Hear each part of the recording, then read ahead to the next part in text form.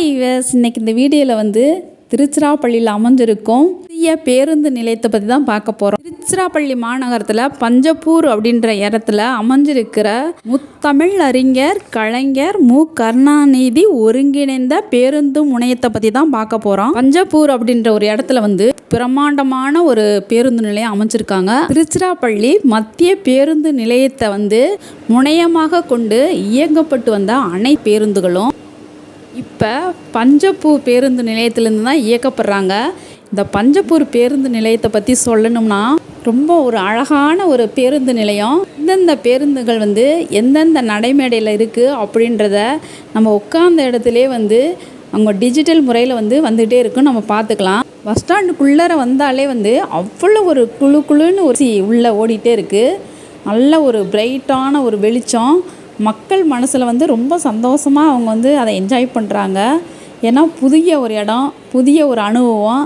அது மட்டும் இல்லாமல் ஒவ்வொரு இடத்துலையும் உட்காரதுக்கு நல்லா வசதியான ஒரு சேர்லாம் போட்டிருக்காங்க. அதையும் அடிக்கடி வந்து தூய்மைப்படுத்துகிறாங்க, தொடச்சி விட்றாங்க. ரொம்ப நீட்டாக இருந்தது. பார்க்குறக்கு ஒரு அற்புதமான ஒரு பேருந்து நிலையம். மக்களுக்கு பயணிகளுக்கு வந்து உள்ளே வந்து டீ, காஃபி, அப்புறம் சிற்றுண்டிகள், ஹோட்டல் அப்படின்னு சொல்லிட்டு எல்லா வசதியுமே இருக்குது. அதனால் அவங்க பஸ்ஸுலேருந்து வந்து இறங்கி ஒரு களைப்பு இல்லாமல் உள்ளே வந்து இளைப்பாறிட்டு அதுக்கப்புறம் அவங்கவுங்க ஊர் பேருந்தை பிடிச்சி நம்ம போகலாம். பஸ்ஸு கொஞ்சம் லேட்டானா கூட எந்த ஒரு கவலையும் இல்லை. பெண்களுக்கும் சிறிய குழந்தைகளுக்கும் ரொம்ப ஒரு என்ஜாய்மெண்ட்டாக இருந்தது. எதனாலேனா சின்ன பிள்ளைகளை வந்து பஸ்ஸில் கூட்டு வரது ரொம்ப சிரமம்.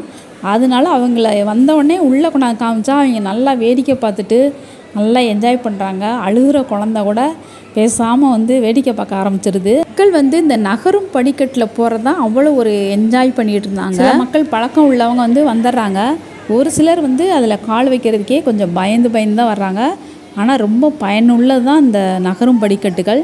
முழங்கால் வலி உள்ளவங்க எல்லாமே இந்த படிக்கட்டை வந்து நம்ம பயன்படுத்தனால சமயவரம் போகும் பக்தர் எல்லாமே நிறையா பேர் வந்து இந்த பேருந்து நிலையத்தில் இளைப்பாரி விட்டு அவங்க உணவுகள்லாம் சாப்பிட்டுட்டு நல்ல தண்ணி எல்லா இடத்துலையுமே சுத்தமான சுகாதாரமான ஒரு தண்ணியும் கிடைக்குது.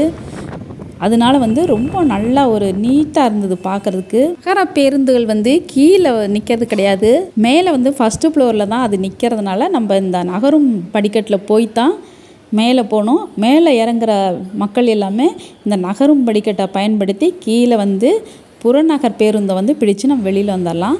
அந்த நகரும் படிக்கட்டில் போகாட்டி நம்ம படிக்கட்டை மட்டுமே யூஸ் பண்ணிக்கலாம். தளத்துலேருந்து அப்படியே அந்த சைடில் உள்ள எல்லா பக்கம் பார்க்குற வியூஸ் வந்து அவ்வளோ ஒரு சூப்பரான வியூஸாக இருந்தது. ரொம்ப நல்லா இருந்தது. ஏர்போர்ட்டில் இருக்கிற மாதிரி ஒரு ஃபீலிங் இருந்தது.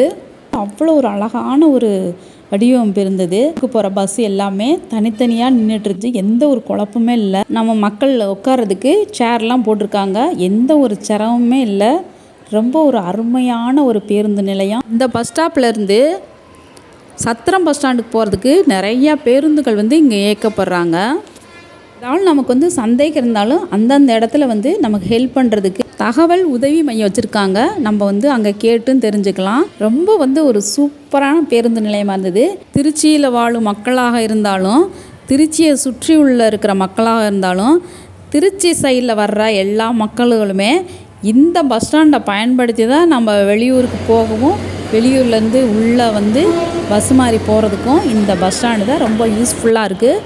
ரொம்ப அருமையான ஒரு அனுபவமாகவும் ரொம்ப சந்தோஷமாகவும் மகிழ்ச்சியாகவும் இருந்தது. இந்த பேருந்து முனையத்துக்கு நீங்களும் போயிருந்தீங்கன்னா உங்களோட சந்தோஷம் எப்படி இருந்துச்சுன்னு சொல்லி கமெண்ட்ஸில் சொல்லுங்கள். அடுத்த ஒரு சூப்பரான வீடியோவில் உங்களை பார்க்குறேன். பாய் பாய்.